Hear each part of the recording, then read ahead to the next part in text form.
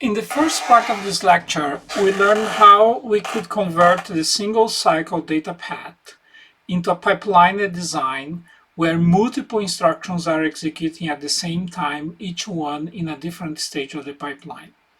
Throughout that description, we assume that everything goes right, which means that the instructions can follow each other in the pipeline without any interruption or any problem. However, as we know from the single cycle data path, there are problems that occur due to data hazards and control hazards. And we need to understand how these problems are solved in a pipeline design. So to illustrate what can go wrong, let's consider this sequence of execution, where I have a sub-instruction that produces the value of x2, and then I have an AND instruction that follows immediately that and uses the value of x2, followed by an OR instruction that also uses the value of x2, followed by an AND instruction also using the value of x2, followed by a start double instruction also using the value of x2. So in this sequence of instructions, let's assume that before the execution of the sub-instruction, the value of x2 was 10, and after the execution of the sub-instruction, the value of x2 was minus 20. And let's look at examine the execution of these instructions in the pipeline. So this is the assumption that we have made. x2 was 10 before the sub-instruction, and it will be minus 20 after the sub-instruction. So here is my pipeline, and I'm representing this in this format where I keep repeating the pipeline to illustrate the evolution of the instructions. So at the first time that we are looking at the sequence of instructions, the sub-instruction is being fetched, and of course the value of x2 is 10, because this is the value that we assume x2 would have prior to the sub-instruction. In this next cycle, what I named cycle 2, now the sub-instruction is being decoded, which means that I'm reading the value of the registers from the sub-instruction for its execution, and the AND instruction is being fetched from memory. At the cycle 3 in the sequence of execution, the sub-instruction is being executed in the arithmetic and logical unit. The value in x2 is still 10, and I am reading the registers for the AND instruction, which means that I'm reading the value of the register x2 from the register file. The value that I'm going to get from reading that register will be the value 10, because the value in the register x2 has not changed yet by the sub-instruction. So here I get the wrong value for x2 for the AND instruction. In the next cycle, my sub-instruction will be in its memory stage. My AND instruction will be executing using the wrong value of x2, and my OR instruction is in the decode stage, where it's also reading the value of registers, and again it's getting the wrong value of x2, because when the programmer wrote this program, the program intended the AND and the OR to obtain the values that were produced by the sub-instruction, but this is not happening in this execution, so I also get the wrong value of x2 in here. Finally, in my next stage, my sub-instruction will be writing the value of x2 into the register file. So now I got the value in the first half of this stage, x2 still has the number 10, but in the second half of this stage, x2 already has the number minus 20. I make the assumption that the registers are read in the second, are written in the first half and read in the second half of the stage. Therefore, the add instruction over here has the correct value of x2. And of course, the store double instruction also gonna get the correct value of x2. So this is the situation in this pipeline. If I don't do anything about it, what will gonna happen is that the computations in the AND and the OR instruction will not gonna be what the programmer intended them to be. And this is the end of the execution now with the correct values of x2.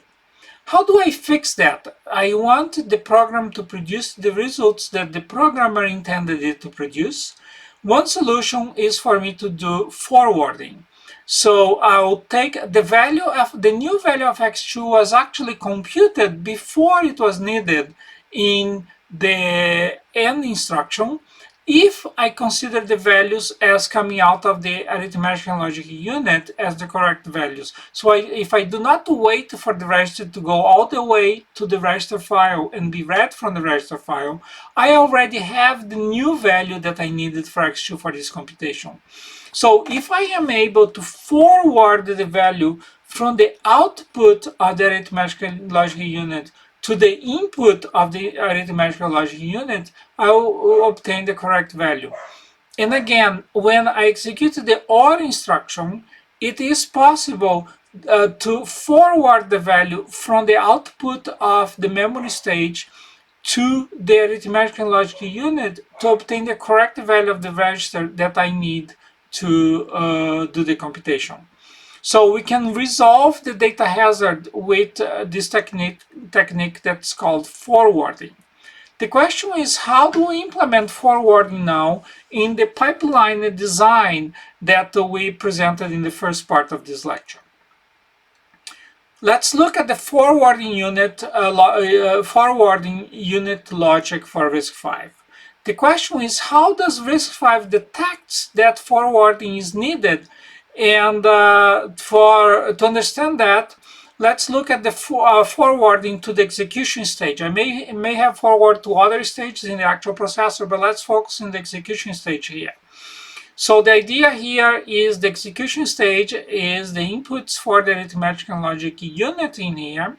And the notation that I can use, I can say that in the IDEX register, that is the register that sits between the decode stage and the execution stage, RS1 in that stage will be the register number for RS1 sitting in the IDEX pipeline register. So I identify the registers in the inter-stage register. So I want to know what's the value of RS1 or the value of RS2 in each one of those registers here.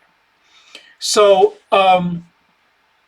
all the operand register numbers in the X stage will be given by the IDEX register RS1 and the IDEX register RS2. So those are the registers that the arithmetic and logic unit we're going to use for its operation. So let's consider the following situation.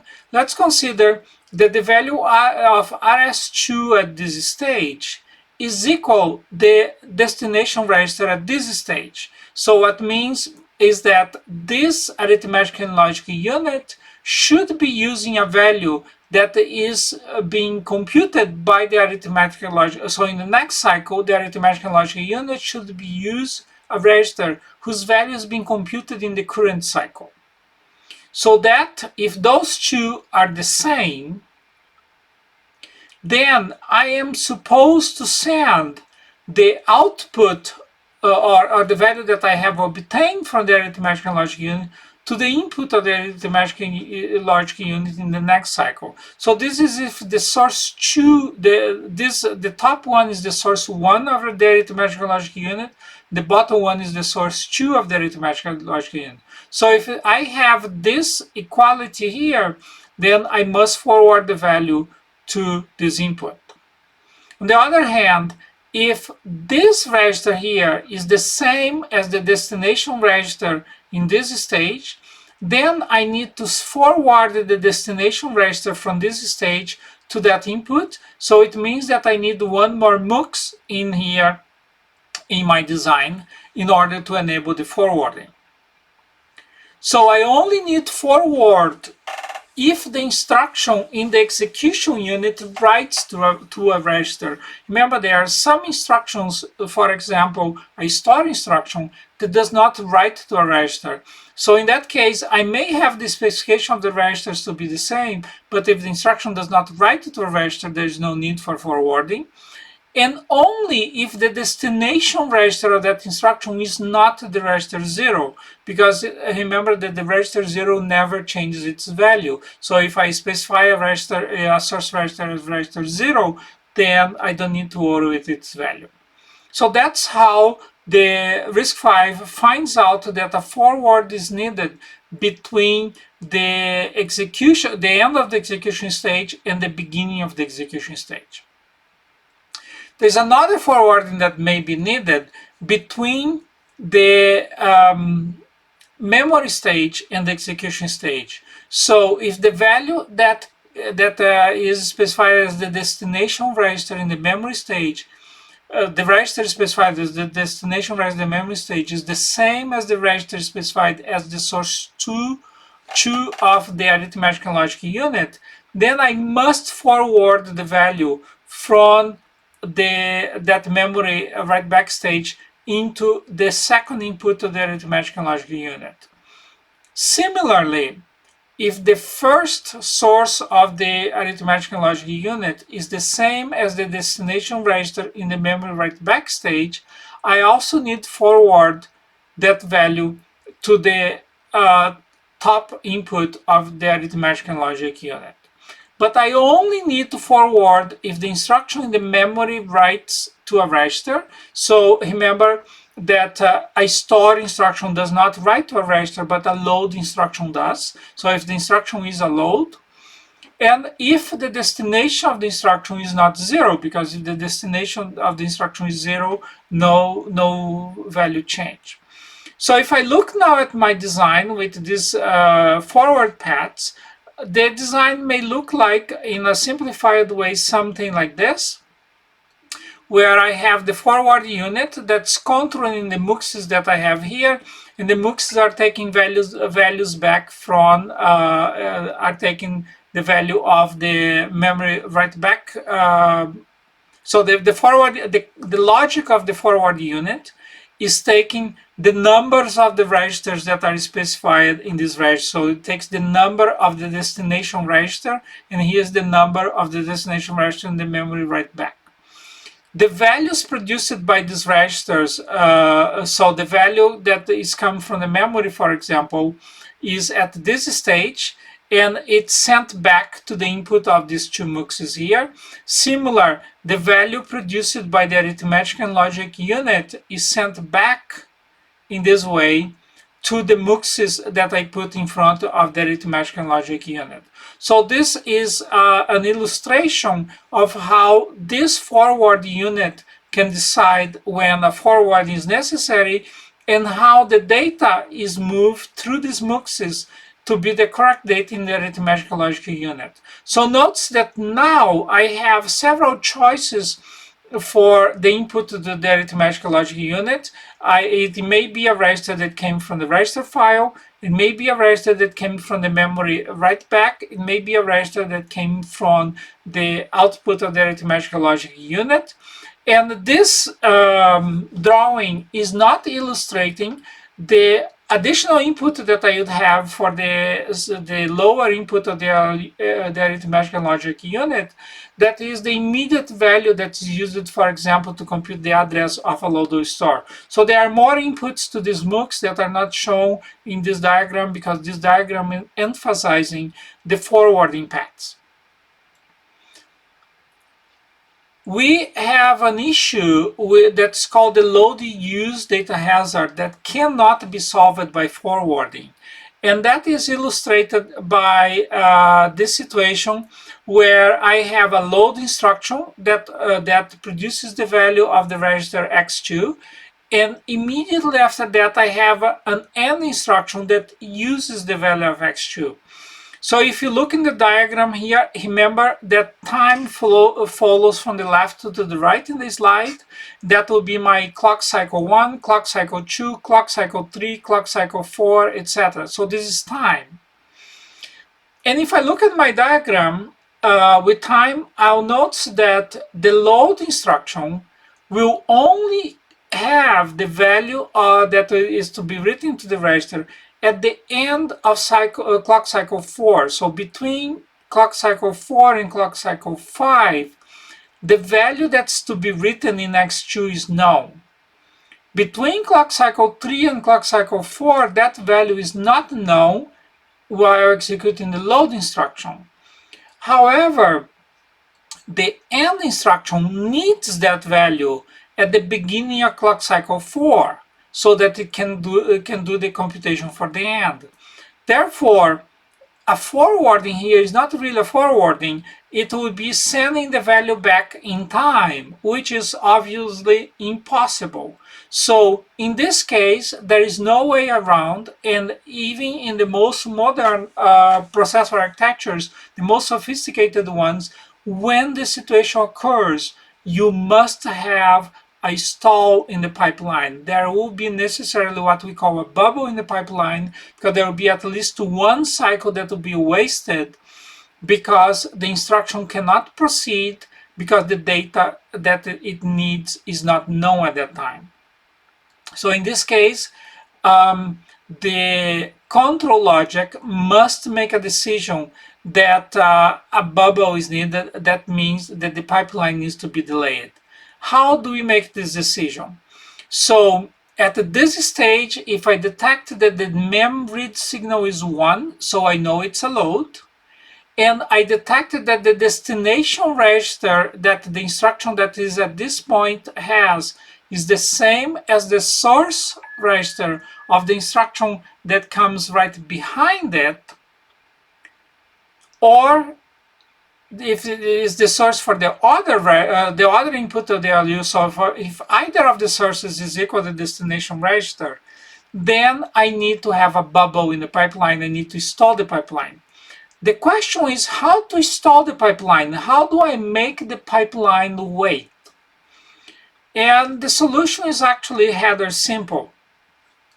If I go into my control unit and I force all the control signals to be 0, so I just make all those lines equal 0, this converts the instruction into a no-op. A no-op is an instruction that has no effect on the state of the program and the instruction that does nothing. And the consequence of the other thing that the control going to have to do is we'll have to instruct the decode instruction to repeat the decoding of the instruction that it has just decoded. So that's, the hardware cannot stop working. It will keep working all the time. You just tell the decoding unit to do the same thing that it did in the last cycle. And then you change the value of the program counter so that the instruction that was fetched in the last cycle is fetched again.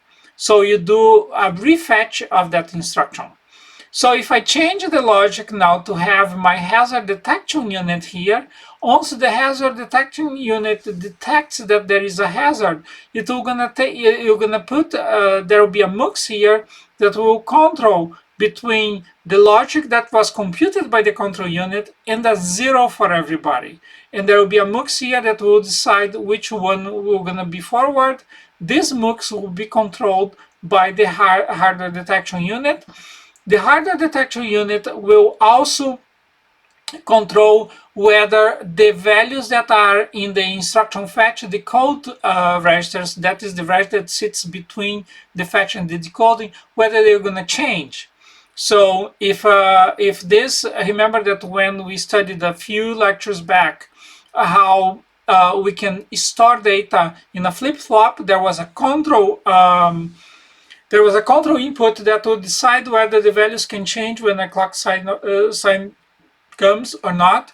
All you have to do is to change that control input in all the registers that form this interstage register to force them to not change. And the other thing that the hazard detector unit does is to write into the PC and say, you repeat the fetch that you did in the last cycle. So there is this new mux here. There's a new instruction fetch data write control, and there is a new PC write that's done in order to control and install the pipeline or create the bubble in the pipeline as we've been talk. So if I look in this type of diagram, what happens is that I fetch the instruction end at this time, and then I decode, and then I decided that I have a data hazard that I cannot proceed, and then I have to insert a bubble here, and that will delay all the other instructions. Well, according to what we just saw, what the hardware detecting unit will do will force the refetch of the instruction. So it's more precise to say that what happens is that the stall will force this instruction fetch that would be happening at that stage to come back to this stage, because it will gonna be repeated when, and of course the decode repeats in the previous instruction and so on. So this is a more precise picture of how we insert a bubble in the pipeline to allow for the delay that's needed when you have, for example, load use dependence.